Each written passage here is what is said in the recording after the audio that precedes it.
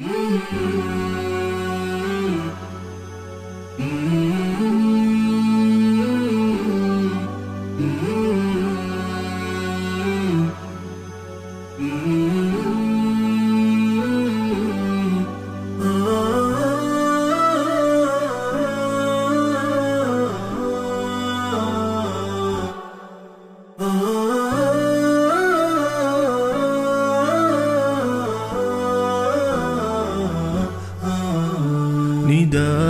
الحق صوت قد شجاني وبلغني الحقيقة والأماني وكان لي السبيل إلى المعالي ونورا للهداية والبيان.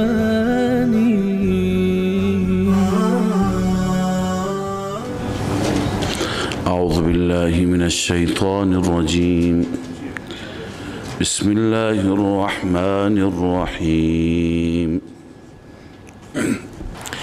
ابتداءً ربط سوره مبارکه سبا با سوره احزاب و سوره های گذشته. اصل در سوره سجده که الان ما خواندیم موضوع محوری سوره چی بود؟ ما لکم من دونه من ولی ولا شفیع. در بار الله عزوجل هیچ کسی که شفاعت غالب شفیع غالب باشد و بالوجاهه شفاعت بکند وجود ندارد.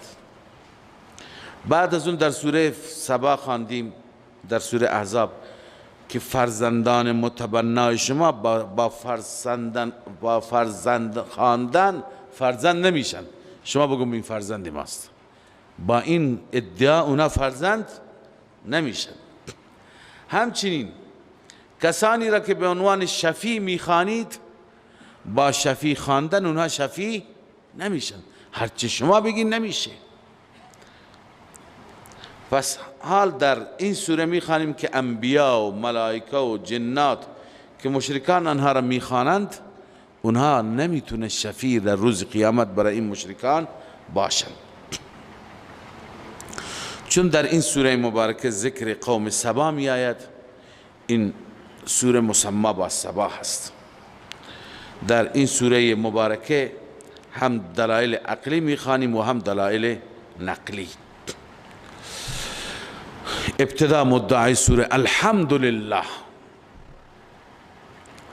این نکته را هم خدمت شما عرض کردم که طبق خلاصه گویی که شیخ ما حضرت حسین علی رحمه الله دارند، در ابتدا گفتم چند بار تکرارم کردم، قرآن را به 4 قسمت تقسیم میکنه.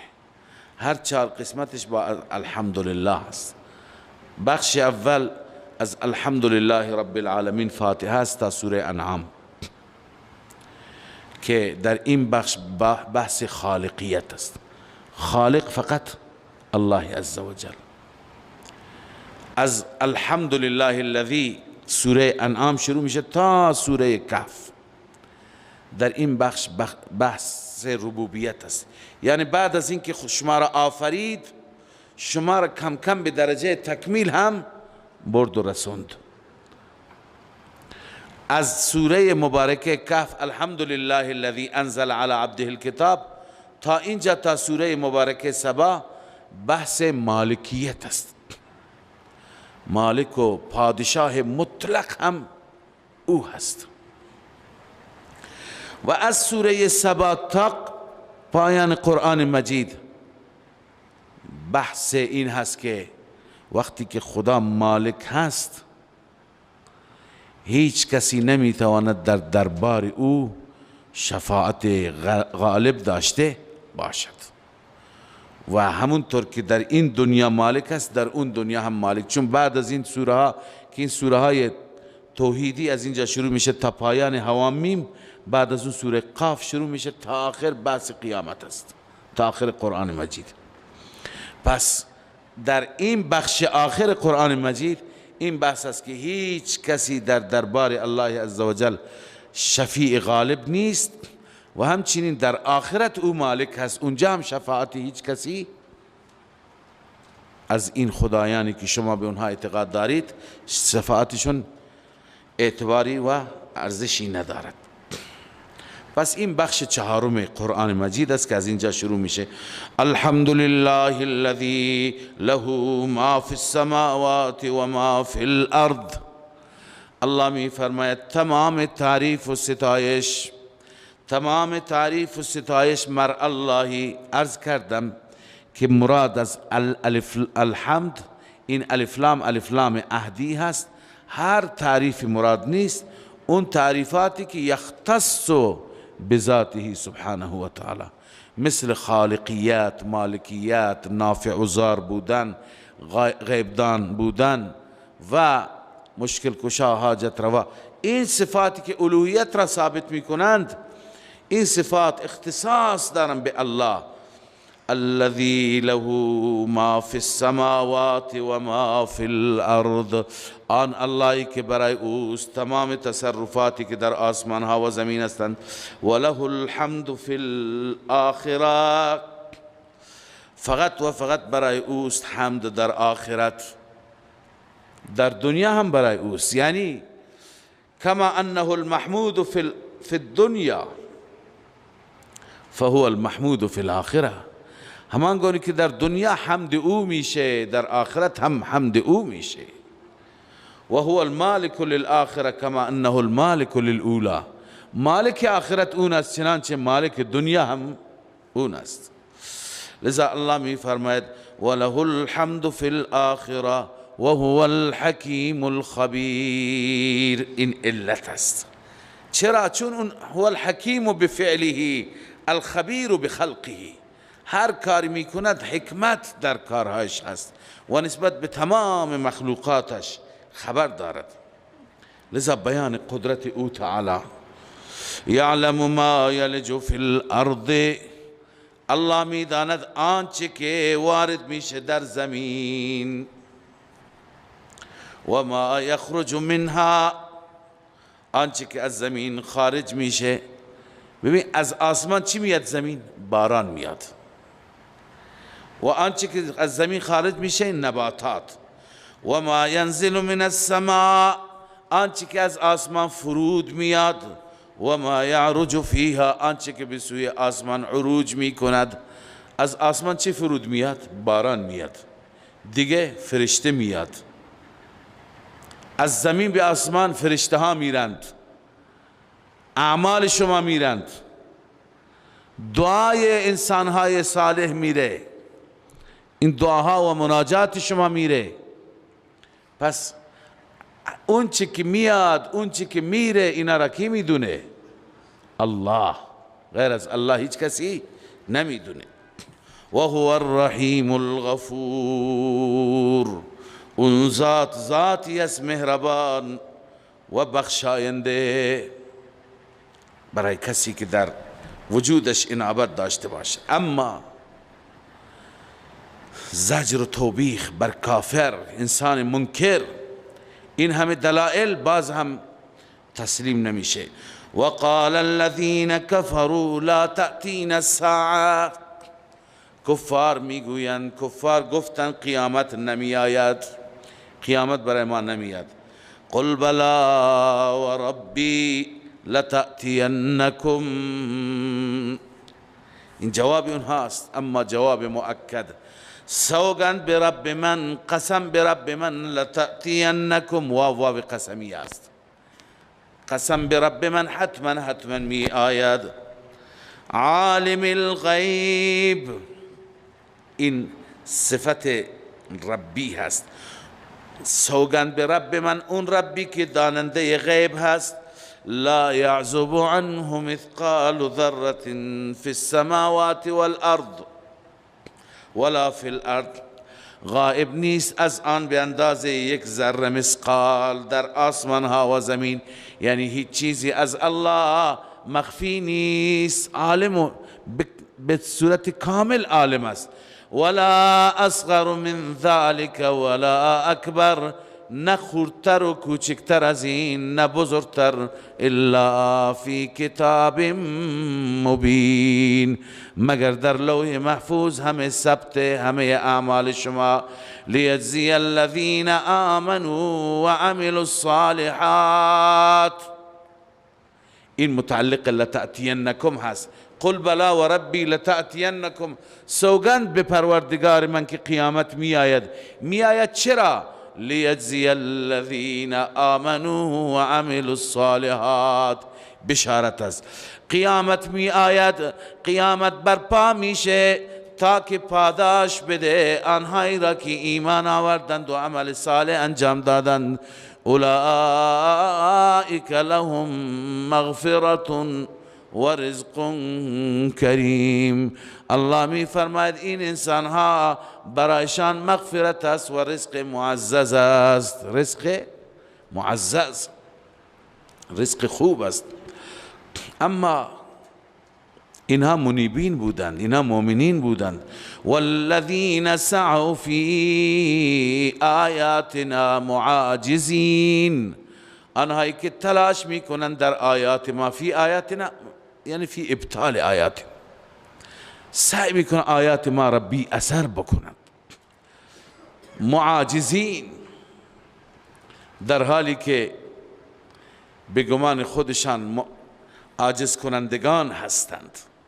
این انسان ها اولئک لهم عذاب من رجز علیم، برای اینها عذابی هست. رجز هم معنی عذاب را داره، اینجا دیگه به معنی بلا بکنید که عذابی هست از بلایی دردناک، از گرفتی بسیار دردناک. و یرى الذین اوتوا العلم، اینجا خدای عزوجل دلیل نقلی بیان می فرماید از اوتوا العلم. مراد از اوتوا العلم علمای اهل کتاب، البته اون علمایی که ایمان آوردند، عبدالله ابن سلام، اصحابه، تلامذته، بقیه علمایی که اطراف نجاشی بودند، احبار، رهبان، قسیسین.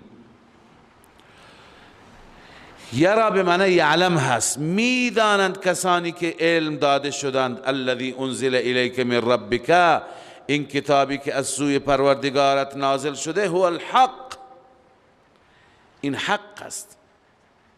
میدانند که این چی است؟ حق است، یعنی از جانب رب است.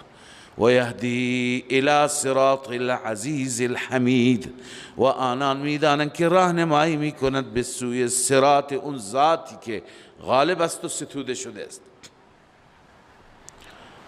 لذا اونها میدانند. مشرکین جاهل قبول نمیکنند، نمیدانند و نمیدانند قبول نمیکنند، بماند که چه مسخره میکنند حامل این دین را، پیامبر این دین را.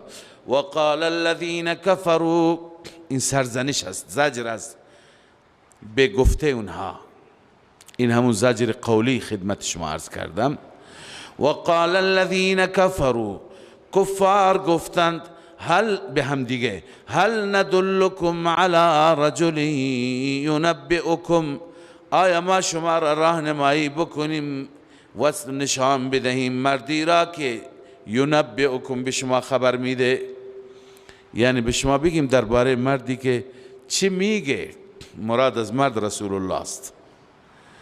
ینبئکم، به شما میگه اذا مزقتم کل ممزق، وقتی که تکه تکه شدید، کل ممزق به صورت کمال، تکه تکه شدن، یعنی میگه وقتی که بمیرید تو قبرها بوسیده بشید، تکه تکه بشید، دوباره پیدا میشید، دوباره خلق میشید. چه چیز بعیدی میگه. مشرکین اینو میگفتن. آیا راهنمایی کنیم شما را، آیا نشون بدیم اون مردی را که ینبئکم، به شما خبر میده، به شما میگه اذا مزقتم کل ممزق، هرگاه تکه تکه شدید کاملا، انکم لفی خلق جدید، شما در خلق و در پیدایش جدید خواهید بود، یعنی مجددا پیدا میشید. چنین فردی چنین ادعایی دارد. افترا علی الله کذبا ام به جنه، افترا اصلش بوده افترا، آیا این بر خدا افترا میگه یا اینکه جنون داره خودش؟ این زجر قولی اونهاست، به اصطلاح شکوه زجر قولی اونهاست. الله عزوجل پاسخ میده. الله میفرمه بل الذین لا یؤمنون بالآخرة، بلکه حقیقت این کسانی که نسبت به آخرت ایمان ندارند، فی العذاب والضلال البعید، در عذاب الهی میمانند و در گمراهی بدور از حق، با فاصله از حق. افلم یروا الی ما بین ایدیهم و ما خلفهم من السماء والارض، این تخویف دنیوی هست. بازم آیا نمی بینند جلویشون را، پشتشون را، از آسمان و زمین همه مخلوقات بزرگ ما که در اختیار و در تصرف ماست، از هر طرف اینا را احاطه کرده.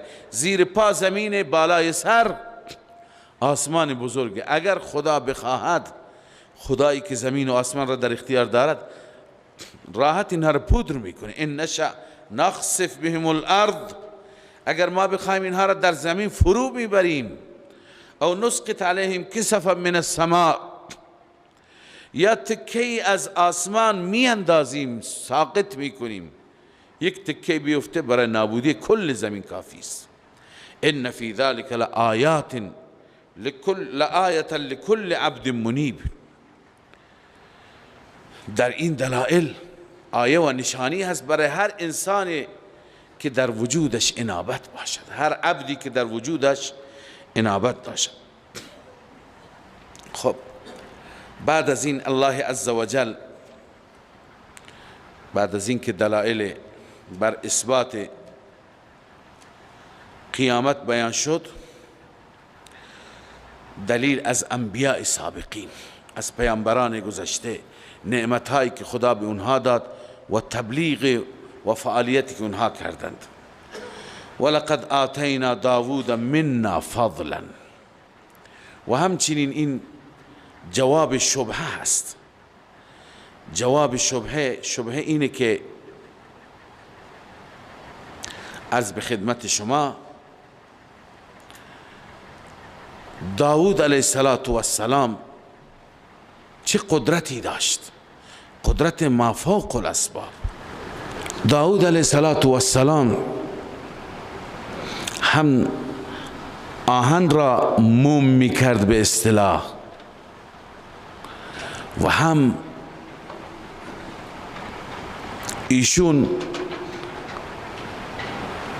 با پرندگان سخن می گفت و با پرندگان هم نوا و هم صدا و هم آهنگ ترانه می خواند، ترانه پروردگار را، ذکر رب را. کوها برش مسخر بودند. خب اینا قدرت های بالایی هستند. الله عزوجل در اینجا در پاسخ می فرماید که ما به داوود دادیم، ما به داوود عطا کردیم. الله می فرماید ولقد آتینا داوود منا فضلا، همانا ما دادیم داوود را از جانب خودمان فضلی دادیم، فضیلت دادیم. این برتری را ما به داوود دادیم و گفتیم، دستور دادیم به کوها، یا جبال اوبی معه و الطیر، ای کوها هم صدا بشید، هم نوا بشید با داوود، و الطیر، و همچنین ای پرندگان. واقعا کودنن، نفهمند اون انسان هایی که از معجزات برای الوهیت غیر الله استنباط میکنند. میگه عیسی مرده زنده میکرد، پیامبر شق قمر کرد. پس پیامبر که ماه را با این بزرگی وقتی که شق کرد، این پیامبر نمیتونه در رزق من برکت بده؟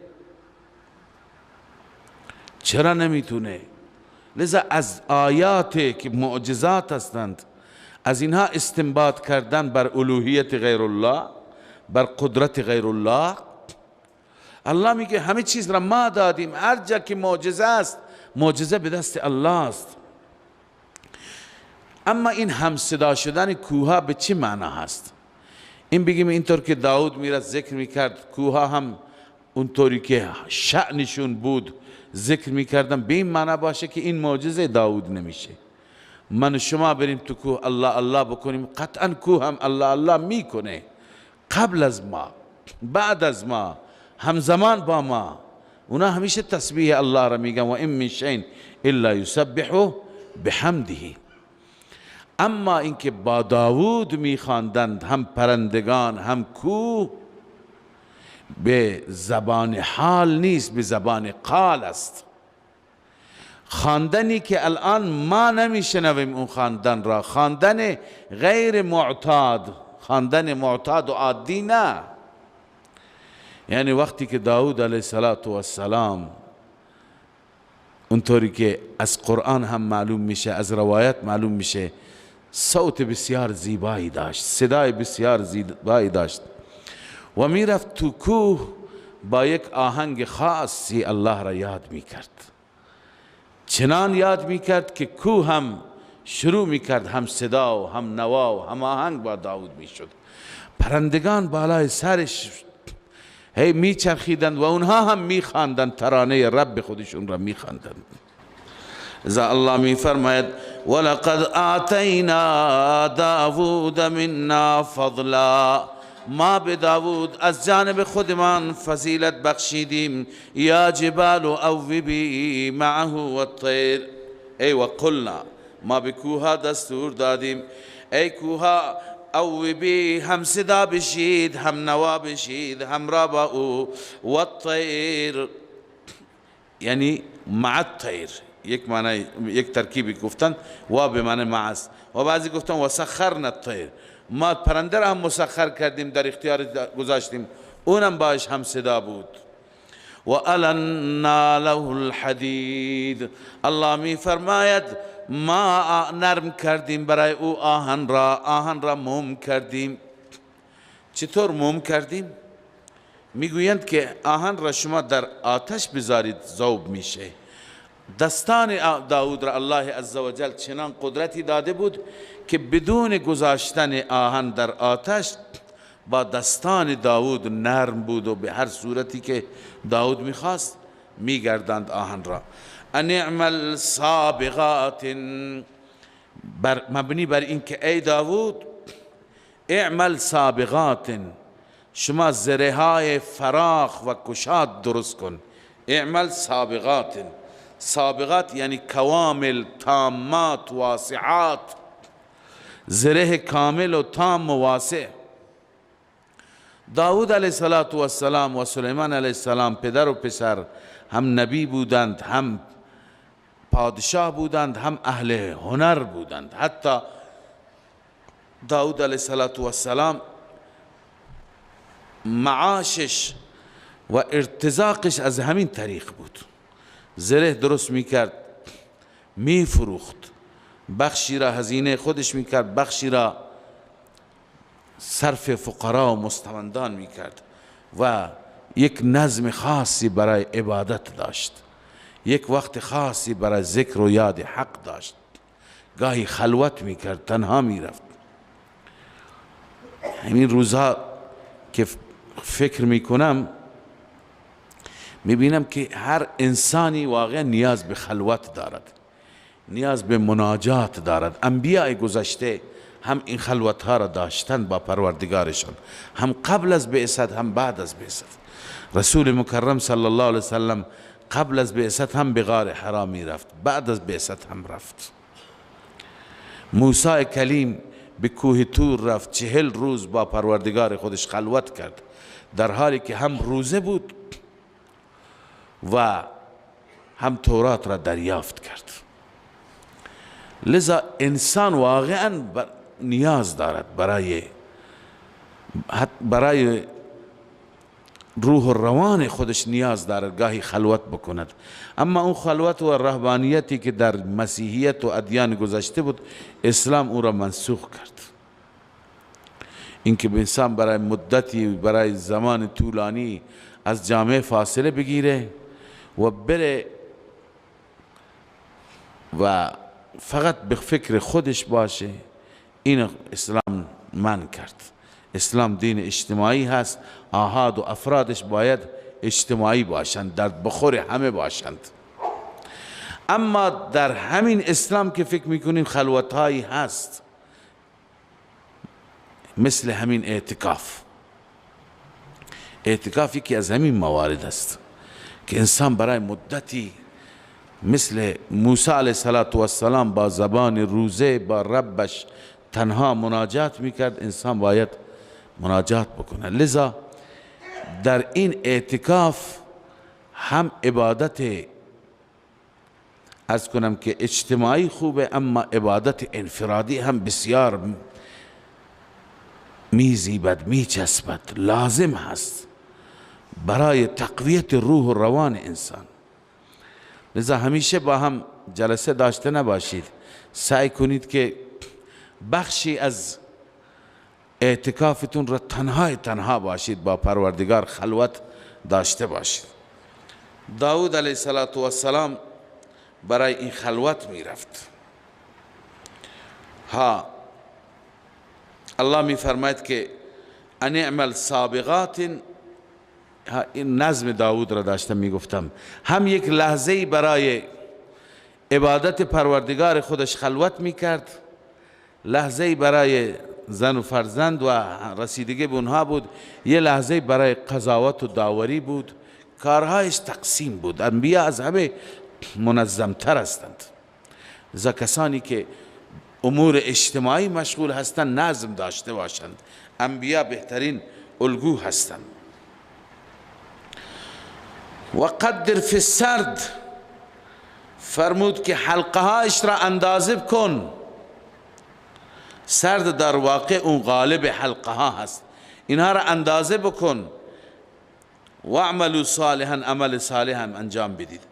ببینید و قدر فی السرد نوشته و المعنی اقتصد فی نسج الدروع، در بافت زره اندازه را رعایت کن، میان روی کن، زیاد بزرگ نباشه، زیاد کوچک و تنگ نباشه. بحیث تتناسب حلقها، که حلقه هایش چی باشد؟ مناسب باشد، مناسب خود عرض کنم که زره باشد. و عملوا صالحا، و عمل صالح انجام بده. منظور اینه که شما برای کسب و کار آفریده نشدید شب و روز برو کار کن، برو درآمد داشته باش. این نیازت است، به قدر نیاز این کار را بکن، اما هدف اصلی عمل صالح است. ای لستم مخلوقین الا للعمل الصالح ما عملوا ذلك و اکثر منه والکسب قدروا فيه، یعنی به اندازه کسب هم کسب بکنید، اما اصل عمل صالح. ببین بعد از کسب عمل صالح را انجام آورده که یه وقتی با کسب و کار انسان از عمل غافل نشه. انی بما تعملون بصیر، بدون شک من به آنچه که شما عمل میکنید بینا هستم. ولسلیمان الریح غدوها، بعد از داود برای سلیمان هم مسخر کردیم. ولسلیمان ای سخرنا لسلیمان الریح باد را که غدوها شهر و رواحها شهر، صبحش به اندازه یک ماه بود و غروبش به اندازه یا بعد از ظهرش به اندازه یک ماه بود. منظور چیه؟ منظور اینه که مسافت یک ماه را به وسیله باد در یک صبح طی می کرد. مسافت یک ماه را به اندازه یک بعد از ظهر، یک غروب، یک بیگاه چی می کرد؟ طی می کرد. سلیمان علیه السلام تخت مخصوصی داشت، بر او تخت می نشست، تمام افراد و ارکان سلطنت می نشستند، تمام کسانی که باید با ایشون همراه می شدند می نشستند. حال به بعد دستور می داد اینها را می برد، بلاد می رفت، مناطق می رفت، به امور رسیدگی می کرد، تبلیغ می کرد، مردم را ارشاد می کرد. خداوند باد را در اختیارش گذاشته بود. لذا الله می فرماید ولسلیمان الریح غدوها شهر و رواحها شهر، یعنی صبحش یک ماه بود، غروبش یک ماه بود. و اسلنا له عین القطر، ما برای او جاری کردیم. چرا؟ عین القطر، چشمه مثل گداخته شده یا سرب گداخته شده و ذوب شده را، یعنی همونطور که برای داود علیه السلام الله تعالی آهن را موم کرد و نرم کرد، برای سلیمان علیه السلام هم رب العالمین چشمه‌ای از فلز ذوب شده و گداخته شده در اختیارش گذاشت که چشمه آب تولید میکنه، آب صادر میکنه. اون چشمه به خاطر ساخت و ساز، به خاطر مسائل بنایی، به خاطر اصلاح حکومت و مصالح حکومت، اون چشمه بجای آب چی میداد؟ فلز ذوب شده. چنانچه علامه خازن گفته اذاب الله لسلیمان النحاس کما الان لداود الحدید. الله عزوجل برای سلیمان فلز ذوب شده و سرب را چنان ذوب کرد چنانچه برای داود آهن را نرم کرد. پس و اصلنا له عین القطر و من الجن من یعمل بین یدیه ای و سخرنا من الجن. بعضی از جنات را هم مسخر کردیم برای سلیمان، اونهایی که کار میکردن جلویش به اذن رب، اما به اذن تسخیری رب اونها را مسخر کرده بود، رب در اختیار سلیمان گذاشته بود. لذا الله می فرماید و من یزغ منهم عن امرنا نذقه من عذاب السعیر. هر کسی کجروی می کرد، زیغ به معنی چی هست؟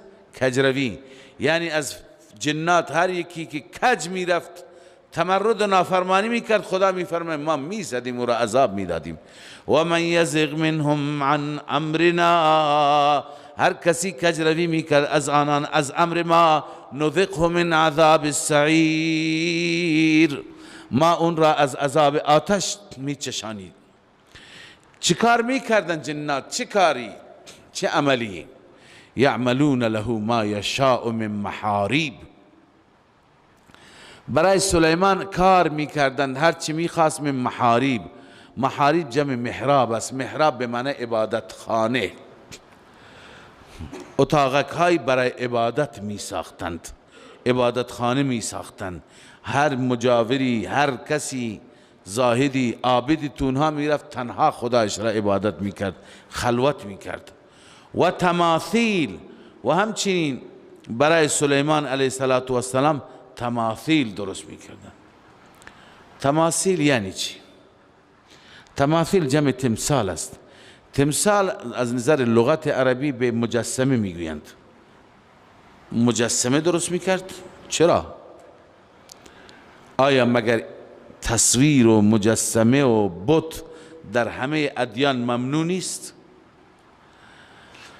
بعضی گفتن منظور از تماثیل تابلوهایی که سلیمان علیه السلام، تابلوهای زیبا و قشنگی که سلیمان علیه السلام اونها را می فروخت، مناظر زیبا. چنانچه تفسیر کبیر نوشته المحاریب اشارات الى الابنیه الرفیعه، محراب به بناهای بلند میگند. و التماثیل ما یکون فیها من النقوش، هر چی که توش نقش و نگار باشه. حتی همین محراب را وقتی درست میکرد، ساختمان را، نقوشی بر دیوارش، منظور دکورش را بسیار زیبا قرار میداد. تابلوهای بر روی دیوارها هم درست میکردن. بعضی این را گفتن. اما حضرت شیخ رحمه الله، شیخ حسین علی معتقد است که مراد از تماثیل جمع تمثال است، مراد تخت خواب است. چیه؟ تخت خواب. یعنی هم ساختمان درست میکرد، هم تخت خواب درست میکردند جنات. به چه دلیل؟ چون که از در بعضی روایت هاست ام المؤمنین عایشه رضی الله عنها می فرماید نزلت عن المثال، از تخت آمدم پایین. نزلت عن المثال، ایشون می فرمایند که تخت را هم تمثال میگویند در زبان عربی، به دلیل اینکه مجسمه تمثال هم قد انسان است، نه به اندازه انسان درستش میکنند. تخت هم قد انسان است. تخت خوابی که برای شما درست بکنن به اندازه قد شما درست میکنن، درسته یا نه؟ به این خاطر اینا هر دو وجه چی دارن؟ وجه اشتراک دارن. بله، اما تو لغت نیامده که به تخت تمثال بگم غیر از همون روایتی که از ام المؤمنین است. پس جنات برای او یا تابلو درست میکردند یا روی دیوارها نقش و نقوش درست میکردن، نقش و نگار میکردن، یا تخت خواب. و جفان کالجواب، جفنه میگن کاسه بزرگ را، ظرف بزرگ را، که این کاسه هایی که تو اونها غذا میریختن تا مردم بخورن به اندازه حوض بود. کالجواب جمع جابیه هست، جابیه حوض چرا میگند؟ خب وقتی که کاسهش به اندازه حوض بود پس دیگش اندازه بود. و قدور راسیات، دیگهای ثابت، یعنی دیگها به این اندازه نبود که منتقل بشه از اینجا به اونجا ببرند، ثابت بود دیگه، اونا قابل انتقال نبود. لذا الله عزوجل همه این نعمتها را به آل داود یعنی به سلیمان داد، به خود داود داد. اعملوا آل داود شکر، این فرایض سلیمانی هست، تلقین شکر در مقابل این نعمتها. ای آل داود شکر بکنید. اما ببینید نگفته که شکر بگویید، عمل کنید. منظور اینه که شکر عملی در کار است. اعملوا آل داود شکرا، یعنی عمل کنید، خدا را سجده کنید، طاعت و بندگی کنید به منظور شکر، لاجل شکر. پس شکر یک نوعش زبانی هست، اصل شکر چیه؟ عملی هست، که شما نماز بخوان، روزه بگیر، طاعت و بندگی کن، این شکر اصلی رب العالمین.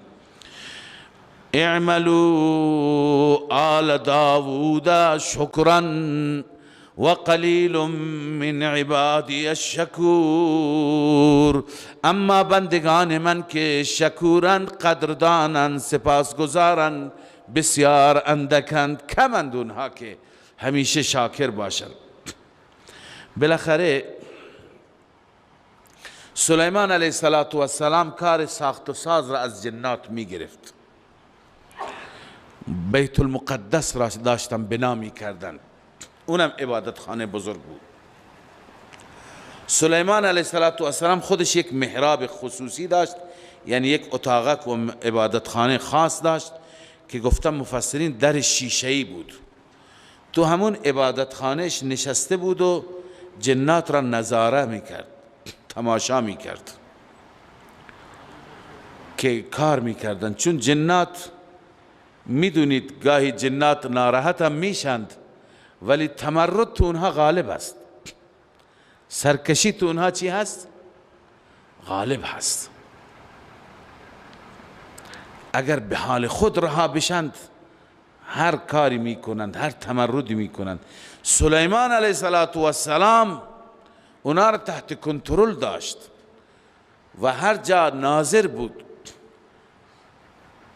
تا اینکه سلیمان علیه السلام همونطور که نگاه میکرد اجلش فرا رسید. همونطور که عصا زنان بود و بر عصا تکیه بود و نشسته بود و جنات را نظاره میکرد، داشتن مسجد الاقصی را درست میکردند، روح سلیمان پرواز کرد. اما در فاصله چند متری جنات نمیدونستن سلیمان فوت کرده. جنات شب و روز کار میکردن به کوب که سلیمان ما را میبیند. سلیمان دیر وقتی جان به جان آفرین تسلیم کرده، فقط دکورش مونده و طول کشید. مفسرین میگند والله اعلم 1 سال طول کشید که جنات همش مشغول و سلیمان همینطور گویا داره اونا رو تماشا میکنه، تا اینکه موریانه عصای سلیمان را از پایین خورد. موریانه چون عصا را تمام بکند سالی طول میکشه. بالاخره عصا شکست و سلیمان افتاد. این زمان کار هم تمام شد، کار مسجد هم تمام شد. الله مقدر کرده بود که اینها تا آخر کارشون را انجام بدن. آمدن دیدن خیلی وقت سلیمان مرده، سلیمان فوت کرده. لذا برای اونها هم مشخص شد که ما غیب نمیدانیم. الله می فرماید این یکی از بهترین دلایل و آیات است که جن غیب نمیداند. الله می فرماید فلما قضینا علیه الموت، زمانی که ما فیصله کردیم، ای اوقعنا القضاء، ما قضا را واقع کردیم بر سلیمان، موت را مقدر کردیم. ما دلهم علی موته، راهنمایی نکرد بر موت سلیمان جنات را، الا دابت الارض، مگر دابت الارض یعنی موریانه، تأکل من سأته، که میخورد عصایش را. فلما خر، زمانی که سلیمان افتاد به زمین، تبینت الجن، روشن شد برای جنات، واضح شد برای جنات که لو کانوا یعلمون الغیب، یعنی دریافتن جنات دریافتن که اگر غیب میدانستند، ما لبثوا فی العذاب المهین، در این عذاب ذلت بار و در این کار سخت این همه سال نمی ماندند. فهمیدن که اینا غیب نمیدونند که چند متری متوجه نیستند این بنده خدا روحش پرواز کرده. بالاخره الله عزوجل این گونه داود را و سلیمان علیه السلام را نعمت داد. پس این نعمت ها دلیل الوهیت اونها نیست، اینها را ما بهشون دادیم. الان ناله الحدید آتینا داود و سلیمان الى آخره. و بعد در عوض خدا بهشون گفت اعملوا آل داود شکرا لقد کان لسبئ فی مسکنهم آیة جنتان عن یمین و شمال. اینجا ذکر قوم سبا هست. سبا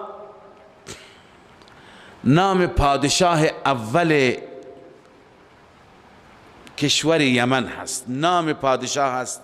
و بعضی گفتند به خاطر نام پادشاه نام ملک هم شده، نام کشور هم شده، نام منطقه ببخش کشور نه. به هر حال سبا ابن یشجب ابن قحطان از پادشاهان بزرگ یمن بود. چون به نام سبا مشهور شد، فرزندان زیادی 10 تا پسر داشت که این فرزندانش چه کار میکردند؟ تمام امور را، زمام را به دست گرفته بودند.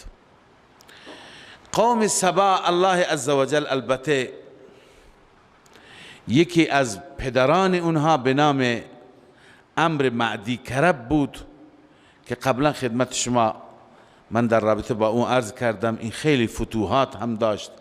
حتی مدینه طیبه وقتی که رفت، به مدینه که رسید اونجا یهود گفت، اینجا یهودی ها علماء یهود بهش گفتند که اینجا فساد نکن، این شهری هست که نبی خاتم میاد. این اندکی قبل از رسول الله صلی الله علیه وسلم بود. اینجا نبی خاتم هجرت میکنند و مأوای او هست، اینجا کاری نکن. این متأثر شد از تبلیغ یهود. بعد به فرزندان خودش اسعد معدی کرب یا سعد معدی کرب، امر نه، سعد معدی کرب یا اسعد معدی کرب، هر دو نام آمده. به فرزندانش گفت که فرزندان من به این پیغمبر ایمان آوردم، اگر بیاد میرم در کنارش قرار میگیرم و نصرتش میکنم، اما اگر در زمان من نیامد و زمان شما آمد، شما او را یاری کنید، شما او را نصرت کنید. اما متاسفانه فرزندان این خراب شدند و برای اونها عذاب آمد. ابتدا الله عزوجل نعمتها را ذکر می فرماید. ملک سبا چنان ملکی بود که اونجا یک صد هم بود. صد را میگن بلقیس درست کرده بود، بعضی میگن قبل از بلقیس یا بلقیس سیل العرم اون صد را درست کرده بودم. به سبب اون صد عرض کنم که هنوزم هست صد معارب، بسیار باغات زیبایی داشت، باغات خوبی داشت و جنتین. الله فرموده دو تا باغ منظور دو عدد نیست، بلکه دو طرف مسیر، دو طرف جاده، دو طرف راه باغ بود. به این معنی هست که وقتی که می رفتی هم راست هم چپ همش باغ بود تا منطقه دیگر که منطقه را مشخص می کنیم کجاست. لذا الله عزوجل می فرماید که چنین ملکی داشتن. لقد کان لسبع فی مسکنهم آیة، برای قوم سبع در مسکنشان نشانه بود. جنتان عن یمین و شمال، دو تا باغ یعنی راست و چپ، راست و چپ مسیر. به آنان گفتیم کلوا من رزق ربکم، بخورید رزق روزی پروردگارتان را، واشکروا له، و شاکر و سپاسگزار الله باشید. بلدة طیبة و رب غفور. ای هذه بلدة، این شهر زیبایی الله به شما داده، چه نعمت ها و امکانات رفاهی الله به شما داده، و رب غفور، رب غفوری هم دارید. این می طلبد که شما چیکار کنید؟ شکر او را بکنید. هم بلدة طیبه دارید، هم رب غفور دارید. فاعرضوا، الله می فرماید اینا اعراض کردند، روی گردانی کردند، به جای اطاعت عناد کردند. فارسلنا علیهم سیل العرم، ما سیل عرم را بر اونها فرستادیم. صد شکست، سیل جاری شد. و بدلناهم بجنتیهم جنتین، این سیل آمد هر چی که باغ بود، البته ناسپاسی کردن، ناسپاسیشون را میخوانیم، هر چی که باغ بود همه را از بین برد، یک بیابانی ماند. آخر مقداری فقط شورگز بود، گز به اصطلاح شورگز بود، و مقدار درخت سدر، درخت کنر باقی ماند، دیگه هیچ چی نبود. الله می فرماید که این هر دو تا بیابانی هستند. الله می فرماید و بدلناهم بجنتیهم جنتین، ما تبدیل کردیم به جای دو نوع باغشان دو نوع باغ دیگر. ذواتی اکل خمط، دارای خوردنی ها و خوراکی های بدطعم بدمزه. خمط یعنی تلخ بدمزه. و اثل، و همچنین باقی ماند برای اونها شورگز. و شیء من صدر قلیل، اندکی درخت صدر و کنر، دیگه چیزی نماند. چرا خدا همه را از اونا گرفت؟ دلیل عذاب. ذالک جزیناهم بما کفروا، این جزا را ما به اونها دادیم به سبب اینکه کفر کردن، به سبب کفرشان. و هل نجازی الا الکفور، ما جزا نمیدیم، پاداش نمیدیم مگر انسانهای ناسپاس را، کفور را. الله عزوجل نعمت دیگر بر اهل سبا ذکر میکنه. همون زمانی که خدا به اینها باغ داده بود، اینا وقتی که مسافتی را از شهری به شهری طی می‌کردند، در وسط همش باغات بود، همش سایه بود، همش آب زلال و خنک، همش میوه بسیار خوب که اینا اصلا نمیدونستند خستگی یعنی چه، نمیدونستند سفر یعنی چه، چون اصلا احساس نمیکردند. اینجا همش تو سایه، اونجا میرفتی آب، اونجا میرفتی میوه، گویا یه تفریحی بود. لذا این بیچاره چطور ناسپاسی، گفته این چه درد میخوره؟ ما میخواه از این شهر به اون شهر بریم، اصلا نه خستگی را میدونیم، نه گرسنگی را میدونیم، نه تشنگی را میدونیم. حداقل مسافت طوری باشه، این بلاد ما طوری باشه که آدم تا اونجا بره خسته بشه، تشنه بشه، گرسنه بشه، تا چیزی میخوره بچسبه. دلش میخواست یه سفری باشه که مقداری براشون رنج هم داشته باشه. این است ناسپاسی، ناشاکری. الله عزوجل همه را از بین برد. پس اونها گفتند که الله میفرماید وجعلنا بینهم و بین القرى التي بارکنا فیها، ما قرار دادیم بین آنان و بین قریه هایی که برکت گذاشتیم در آن قریه ها. ببینید التي بارکنا فیها بیشتر در قرآن مجید آمده برای سرزمین شام این کلمه استفاده میشه، این واژه.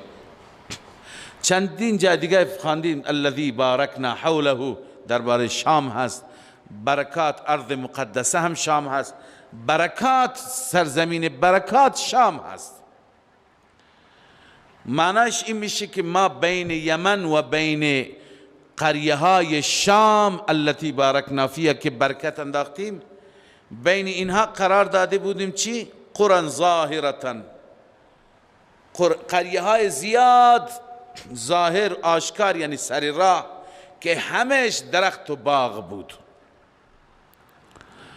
حال اشکال اینجاست که وقتی که از نظر جغرافیایی نگاه میکنی، از نظر نقشه نگاه میکنی، در این منطقه همش بیابان است و ریگستان است و اثری از آبادی نیست، مسافت بسیار طولانی، هیچ اثری از آبادی نیست. چطور بین اینها؟ عرض کردم اکثر مفسران معتقدند که مراد از این شام هست. ببینید آلوسی چه نوشته؟ والمراد بالقرى التي بورك فيها قرى الشام التي بارکنا فيها، این قریه هایی که برکت دارن شام هست. و ذالک، چطور برکتش چیه؟ بکثرت اشجارها و اثمارها و التوسعه علی اهلها. شام برکت دارد، گرچه امروز ظالمان را الله عزوجل نابود بکنه، برکاتش را بردند، باغاتش را خراب کردند، شهرهایش را ویران کردند، مردمش را آواره کردند. اما آلوسی میگه بکثرت اشجارها، درختانش زیاد، و اثمارها و میوهایش زیاد، و التوسعه علی اهل، بر اهلش هر نوع توسع، هر نوع امکانات. پس به این خاطر میگویند بارکنا حوله. خدمت شما عرض کردم که با توجه به این که اکثر مفسران معتقدند که مراد سرزمین شام هست، پس این اشکال را چطور میکنید شما که نگاه میکنید از نظر جغرافیایی اصلا اثری از آبادی در این منطقه نیست، همش ریگستان، همش خشک، همش ریگستان گرم. بعضی معتقدند که شاید به مرور زمان این حالات آمده، این حوادث آمده، و اینم میشه، ممکن است که به مرور زمان، چون بادها شما میدونید این بادها بالخصوص بادهای ریگستانی در یک مسیر همیشه شما نگاه کنید، مثلا فلان مسیر همیشه طوفانه.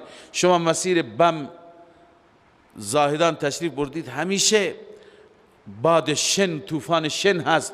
گاهی اداره راه و ترابری توصیه میکنه که رانندگان نرند که اصلا دید نیست. اینطور مسیرها هست همیشه. این لوت کویر از شاید صدها سال که مردم بیادشون هست، این همین ریگستان بوده.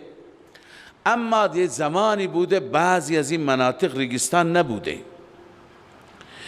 انسان که میره در همین مسیر بادها،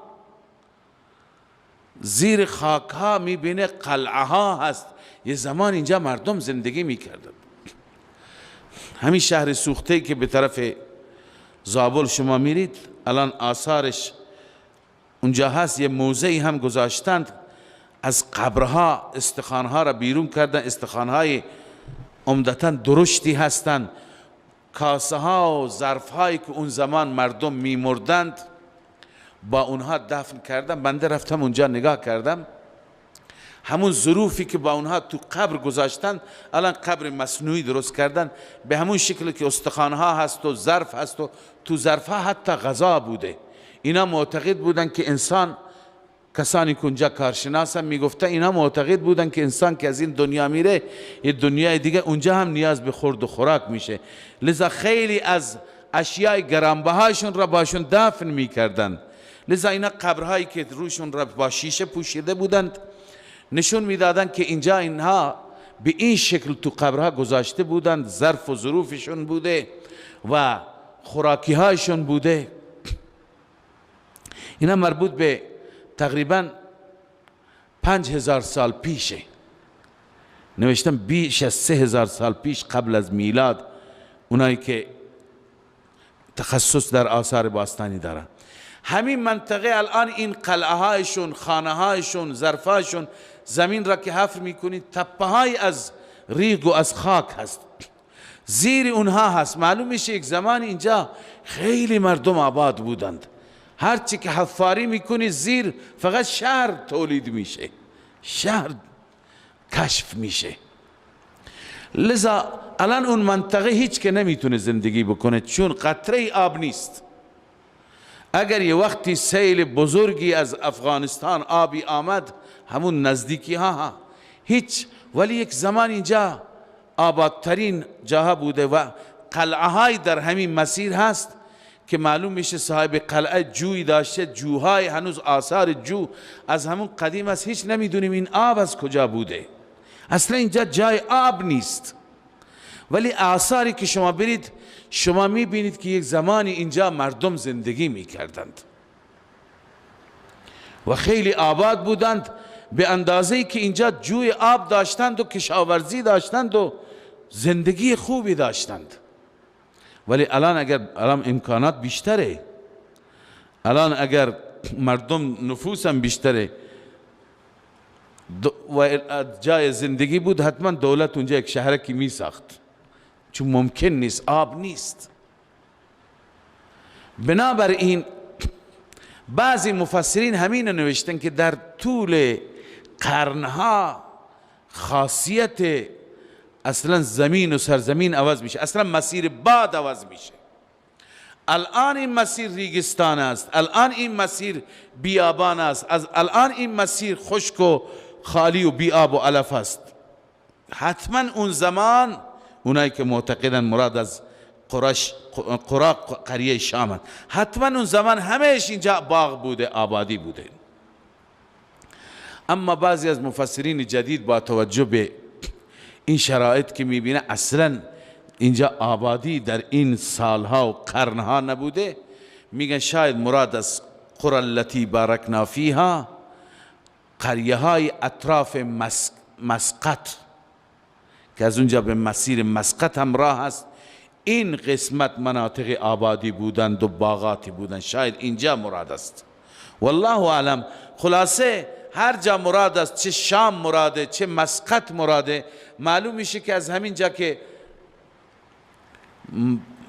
ملک سبا بوده تا اونجا همش باغ بوده، یعنی از این شهر به اون شهر همش چی بوده؟ آبادی بوده.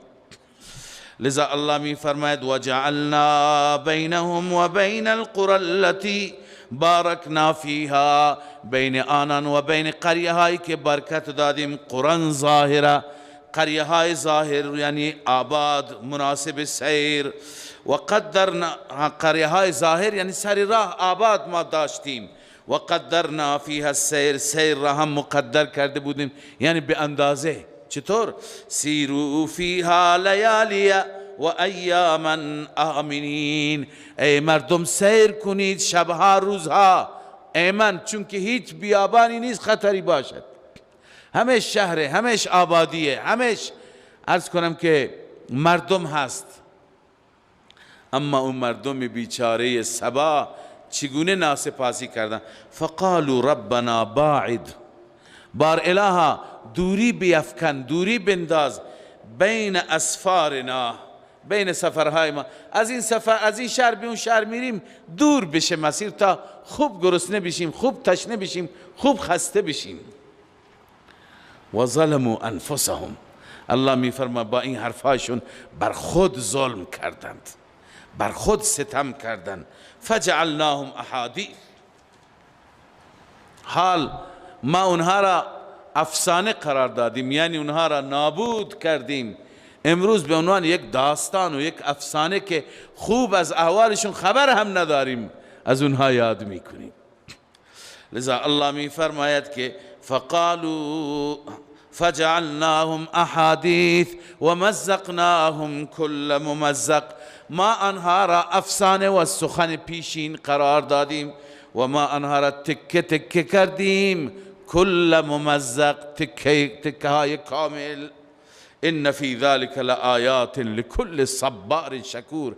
همانا در این داستانها، در این جریانات، در این واقعاتی که قرآن بیان می کند یک نشانی نه آیات، نشانات زیادی هست. لکل صبار شکور، برای هر انسانی که صبار و شکور باشد. صبار بنویسید به وقت مصیبت، شکور به وقت نعمت. هر انسانی که به وقت مصیبت صبر می کند و به وقت نعمت شکر می کند. الله عزوجل چنین بنده را دوست داره. اگر برایش مشکلاتی پیش آمد صبور باشد، اگر برایش نعمتی الله عزوجل عطا کرد شکور باشد، شکرگزار باشد، قدردان باشد. در روایتی داریم رسول مکرم صلی الله علیه و سلم می فرماید امر مؤمن عجیب است، بسیار جالب و زیباست. الله برایش مشکلی پیش می آورد، صبر میکنه، اجر بهش میرسه. الله بهش نعمتی میده، شکر میکند، هم اجر میرسد. یعنی مؤمن اونه که چنان رفتار بکند که به وقت مصیبت هم اجر حاصل بکند، به وقت نعمت هم اجر حاصل بکند. ولقد صدق عليهم ابلیس ظنه. الله عزوجل می فرماید ابلیس ظن خودش را در حق اونها صادق کرد. ابلیس ظنش چی بود؟ چه گمانی داشت؟ چه نیت و اراده داشت؟ دو چیز در قرآن ما خواندیم. یکی این که ابلیس وقتی که رانده شد به خدای عزوجل گفت ولا تجد اکثرهم شاکرین. ظن ابلیسیه ولا تجد اکثرهم شاکرین، بار اله اکثر اینها را سپاسگزار و شاکر نمی بینی و نمی یابی، چنانچه اینها را ناشاکر کرد. این همه نعمت، این همه میوه، این همه باغ، این همه درخت لایق این همون شورگز بود، اون نصیبشون شد. و بعضی میگن که صدق علیهم ابلیس ظنه، اشاره به اون آیه است که لاحتنکن ذریته، ذریه این آدم من ریشهشون را میزنم. ریشهشون را زد، دیگه به عذاب خدا گرفتار شدن.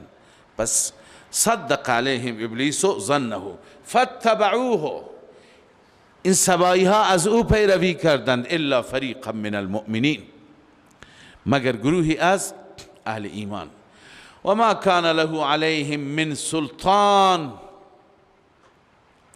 نیست برای ابلیس بر انسانها هیچ نوع تسلطی. یعنی شیطان و ابلیس که انسان را گمراه میکنه اصل تسلطی ندارد، فقط او فریبنده هست، فقط اون وسوسه ایجاد میکنه، دیگه قدرتی ندارد که شیطان شما بخواهید بر ایمان و هدایت باشی شیطان بزور بیاد و والعیاذ بالله گمراه بکنه. نه. و ما کان له علیهم من سلطان الا لنعلم من یؤمن بالآخرة ممن هو فی شک، ممن هو منها فی شک، مگر اینکه شیطان کارش را میکند، فعالیتش را میکند تا ما مشخص کنیم، ما نمایان کنیم. علم به معنی ظهور قبلا خواندیم، ما نمایان کنیم، ظاهر کنیم. من یؤمن بالآخرة، چه کسی به آخرت ایمان دارد، یقین دارد و اذعان دارد. ممن هو منها فی شک، از اون انسانی که او درباره آخرت شک دارد. کی شک دارد؟ کی یقین دارد. لذا شیطان کسی را که وسوسه کند اون شک داره دیگه، اون باور نداره. و ربک علی کل شیء حفیظ. هر چیز را رب حفاظت می کند، در دست شیطان نیست، در دست رب و رحمان است. قل ادعوا الذین زعمتم من دون الله. این بخش دوم است، جواب شبهه از ملائکه. ملائکه هم قدرتی ندارند. الله می فرماید قل ادعوا الذین زعمتم من دون الله. بگو بخوانید آنانی را که می پندارید غیر از الله. زعمتم هم آلهه اضافه کنید، شما می پنداری آنها خدا هستند به غیر از خدا. اونها را بخوانید. لا یملکون مثقال ذره فی السماوات. آنها مالک یک ذره مثقال نیستند در آسمان ها، فرشتگان در آسمانند، ولا فی الارض و نه در زمین. و ما لهم فیهما من شرک. نیست برای آنان هیچ نوع اشتراکی، هیچ نوع شراکتی در زمین و آسمان، نه در خلق زمین و آسمان اونا شریک خدا بودند العیاذ بالله، نه در تدبیر و تصرفات آسمان و زمین نقشی دارند. و ما لهم فیهما من شرک و ما له منهم من ظهیر. و نیست برای الله منهم از سوی اون شرکا هیچ نوع حمایت و پشتیبانی. یعنی اونها العیاذ بالله خدا را پشتیبانی نمی کنند، کمک نمی کنند، اونها خودشون عاجزند. ولا تنفع الشفاعة عنده الا لمن اذن له. این نفی شفاعت محبت هم هست. فرشتگان را می گفتند دختران خدا هستند. خب دختر شفاعت محبت میکنه. الله می فرماید که اینها نمیتوان نفع بدهند شفاعت را نزد او مگر برای کسی که خود الله اجازه بده. یعنی مفید شفاعتشون مفید نخواهد بود، به این معنی که اصلا شفاعت نخواهند کرد. حتی اذا فزع عن قلوبهم. حتی وقتی که اون فزع از دلهایشون برطرف میشه. ببینید قیامت یک فزعی دارد، یک وحشتی دارد که برای مؤمنین نیست. لا يحزنهم الفزع الاکبر و تتلقاهم الملائکه. چون ملائکه به استقبال مؤمنین میاند دلشون را قرص میکنند، میگویند که الله تخافوا ولا تحزنوا و ابشروا بالجنه نحن اولیاؤکم فی الحیات الدنیا و فی الاخره. پس مجرمین نه، دلشون دائما در حوله، در ترسه. حتی اذا فزع عن قلوبهم. حتی وقتی که از دلهایشان فزع برطرف میشه. قالوا ماذا قال ربکم. اونا فکر میکنن خدا شاید به نفع اونها فیصله کرد، شاید خدا از معبودان و خدایان و شفعای اونا که باطل هستند چیزی تعریف کرد، ذکر کرد. لذا میگویند که ماذا قال ربکم. رب شما چی گفت؟ قالوا الحق. جوابش داده میشه میگه حق گفت. آنچه که گفت حق و مطابق واقع. و هو العلی الکبیر. اون ذات برتر است و بزرگتر است از همه موجودات. به هر حال پس خدایانی که شما می پرستید حتی شفاعت شما را نمیتونن پیش خدای عزوجل داشته باشد. حال دلیل عقلی توحید على سبیل الاعتراف من الخصم. قل من یرزقکم من السماوات والارض. بگو چه ذاتی هست که شما را رزق میده از آسمان ها و زمین. قل الله. بگو فقط و فقط الله است. و انا او ایاکم لعلی هدى او فی ضلال مبین. همانا ما یا شما یکی از ما بر هدایتیم و یکی از ما بر ضلال مبین. بررسی بکنید شما هستید یا ما. قل لا تسألون عما اجرمنا. شما باز خاص نمی شوید، سؤال نمی شوید از جرائم ما. ولا نسأل عما تعملون. ما هم سوال نمی شویم از اعمال شما، ما فقط وظیفه ما بلاغ است. لذا قل یجمع بیننا ربنا. اونا می گفتن جلوتر می آید متى هذا الوعد متى هذا الفتح. این فیصله کی هست؟ این وعده کی هست؟ الله می فرماید قل یجمع بیننا ربنا، رب ما بین ما اجتماع می کند، یعنی ما را جمع می کند. ثم یفتح بیننا بالحق، سپس بین ما به حق فیصله می کند. و هو الفتاح العلیم، اون بهترین داور است. فتاح به معنی چی؟ فیصله کننده، داور. العلیم، همه چیز را می داند، بر اساس علم داوری می کند، نه بر اساس ظن گمان. قل ارونی الذین الحقتم به شرکاء، به آنان بگو نشان بدهید به من، الذین آنانی که الحقتم به، آنها را ملحق کردید به خدا به عنوان شریک. شما میگی اینها هم شریک خدا هستند، العیاذ بالله. کلا، هرگز چنین نیست، خدا شریک ندارد. بل هو الله العزیز الحکیم، اون ذاتی هست، اون ذات الله هست، غالب هست و کارهایش مملو از حکمت هست. و ما ارسلناک الا کافة للناس بشیرا و نذیرا. اینجا بعد از موضوع توحید و دلائل عقلی على سبیل الاعتراف من الخاص، رب العالمین عمومیت بعثت رسول الله صلی الله علیه و سلم را بیان می فرماید. ما نفرستادیم تو را ای حبیب، ای پیامبر، الا کافة للناس، مگر برای همه مردم. یعنی کافه، کامل، عموم بعثت برای همه مردم. بشیرا و نذیرا، به عنوان مژده دهنده و به عنوان بیم دهنده. اما ولکن اکثر الناس لا یعلمون، اکثر مردم نمیدانند که چنین میگویند. و یقولون متى هذا الوعد، این زجر توبیخ است بر ناسپاسی و ناشاکریشان. به جای متذکر شدن، به جای ترسیدن که بترسن، میگن متى هذا الوعد ان کنتم صادقین، این وعده کی خواهد بود اگر راست میگید.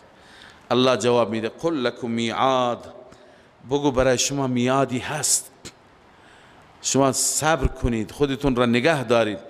لکم میعاد یوم، میعاد روزی که لا تستأخرون عنه ساعتا، یک لحظه از اون میعاد شما تأخیر نمی کنید. ولا تستقدمون، و یک لحظه از اون میعاد هم جلوتر و نمی شوید، تقدیم نمی شوید. همون میعاد که بیاد عین میعاد، الله عزوجل شما را به کیفر اعمالشتون میرسانه، شما را موت میده و روح شما را قبض میکنه. صدق الله العظیم.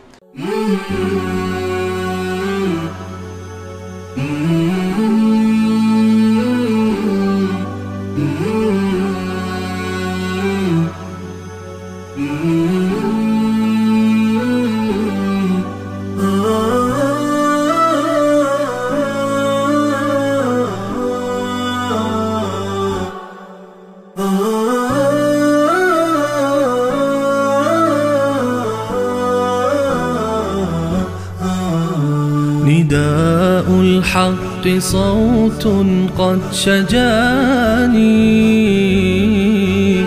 وبلغني الحقيقة والأماني، وكان لي السبيل إلى المعالي، ونورا للهداية والبيان،